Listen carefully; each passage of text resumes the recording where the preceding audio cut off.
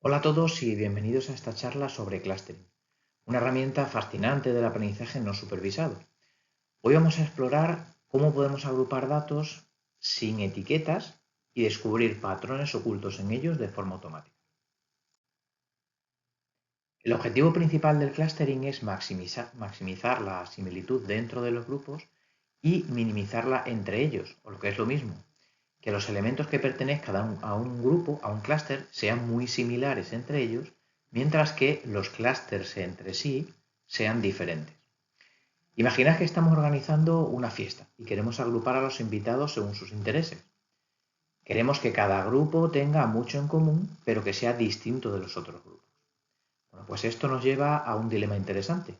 ¿Cómo definimos esa similitud de la que hablamos? Es un concepto bastante subjetivo. Por ejemplo, si agrupamos a jugadores de fútbol, imaginamos que Messi y Cristiano deberían estar juntos en un conjunto. Bueno, pues dependería del criterio. Algunos dirían, sí, sí, por el rendimiento deberían estar juntos en un mismo conjunto de jugadores con mucho rendimiento. Pero otros dirían, no, no deberían estar juntos porque tenemos que clasificarlos por diferentes estilos de juego. Entonces, matemáticamente lo que vamos a buscar es optimizar esa función objetivo que mida la calidad de nuestras agrupaciones. Vamos a tratar de buscar una función con la que podamos hacerlo de forma automática, dándole algunas indicaciones de cómo hacerlo, pero que lo haga de forma automática, que encuentre esas similitudes. Esto implica decidir cómo vamos a medir esa similitud, qué estructura asumimos para los grupos y también cómo determinamos el número óptimo de clústeres. Vamos a profundizar un poco más en las matemáticas detrás del clustering. Imaginad que cada observación es un punto en un espacio multidimensional y nuestro trabajo aquí será asignar cada punto a un clúster y definir parámetros que caractericen cada grupo. La estandarización va a ser clave porque todas las variables deben tener la misma importancia, independientemente de la escala original. Pero claro, podemos encontrarnos variables, por ejemplo, con rango de menos 50 millones hasta 100 millones de euros, y deben tener la misma importancia que otra que sea horas de navegación semanal o minutos de navegación semanal que vaya de 0 a 500 minutos. Incluso analizando, por ejemplo, algunas con escalas más pequeñas, el peso de una flor podría tener rangos tan pequeños como 0,05 gramos hasta 50 gramos. Bueno, ¿cómo vamos a poder estandarizar esto? Bueno, pues esto se logra ajustando cada variable para que tenga media 0 y varianza 1, es decir, normalizando o tipificando los datos. En la diapositiva podéis ver que esto se puede conseguir restando a cada dato la media de esa variable y dividiéndolo por la desviación típica.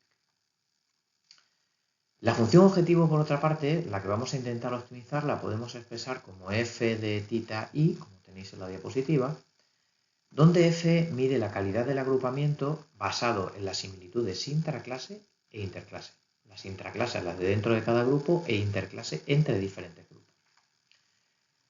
Para comenzar con los modelos de agrupamiento nos surgen algunas preguntas. ¿Cómo vamos a medir esa similitud? ¿Cómo decidimos cuántos clústeres vamos a formar? ¿O qué modelos concretos vamos a tener?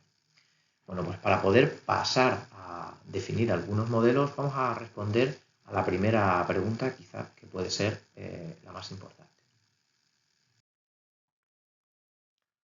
Para responder esa pregunta de cómo medimos la similitud, vamos a comenzar a entender cómo hacemos las agrupaciones. Podríamos hablar de hacer las agrupaciones basado en distintas distancias. Tenemos, por ejemplo, la distancia más habitual, la que usamos de forma común cuando medimos, que es la distancia euclidia. Esta es, pues, como lo haríamos midiendo con un metro, con una regla, la distancia directa entre dos puntos en el espacio que estemos, n-dimensional.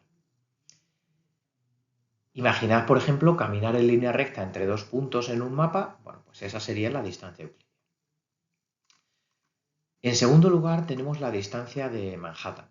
También es conocida como distancia del taxista o distancia del cartero, porque mide la distancia total recorrida en un camino ortogonal. Es decir, si quisiéramos movernos por calles cuadriculadas, como la de Manhattan, por eso se llama así, no podemos ir en diagonal, porque hay edificios. Entonces tendríamos que ir solamente desplazándonos, si lo viéramos en un mapa, hacia arriba, abajo, izquierda, derecha. No podríamos ir en diagonal.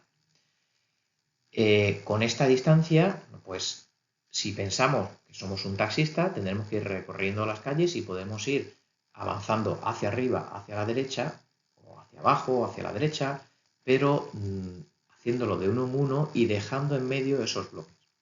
Así se calcula esa distancia a Manhattan. La distancia de Pearson está basada en la correlación entre los conjuntos de datos. Y esta distancia, este tipo de distancia, nos va a ayudar a entender cómo varían juntas las dos variables. Finalmente, la distancia de Spearman es similar a la de Pearson en el sentido en que también miden esa relación que puede haber, pero está basada en rangos. Y esta es útil cuando los datos no son lineales o tienen algunos outliers que los hacen un poco más complicados de analizar. Cada una de estas tiene su aplicación dependiendo del contexto de los datos, de dónde provengan, qué naturaleza tienen esos datos. Aquí os he dejado también cómo calcular esas distancias entre dos puntos X e Y. Finalmente, y como conclusión de este vídeo corto, podemos decir que el clustering, con lo que hemos visto ya, es una técnica poderosa para descubrir estructuras ocultas en los datos sin necesidad de etiquetas previas. Hemos visto además cómo diferentes medidas de similitud nos ayudan a definir esas agrupaciones, calcular esas similitudes o diferencias. Y a medida que avanzamos en la definición de los métodos, vamos a ir respondiendo a otras preguntas y veremos cómo elegir el número de clústeres y qué métodos elegir de entre los más habituales. Recordemos siempre el objetivo final, que va a ser obtener grupos significativos que nos proporcionen información valiosa sobre nuestros datos. Gracias por vuestra atención y nos vemos en el siguiente vídeo.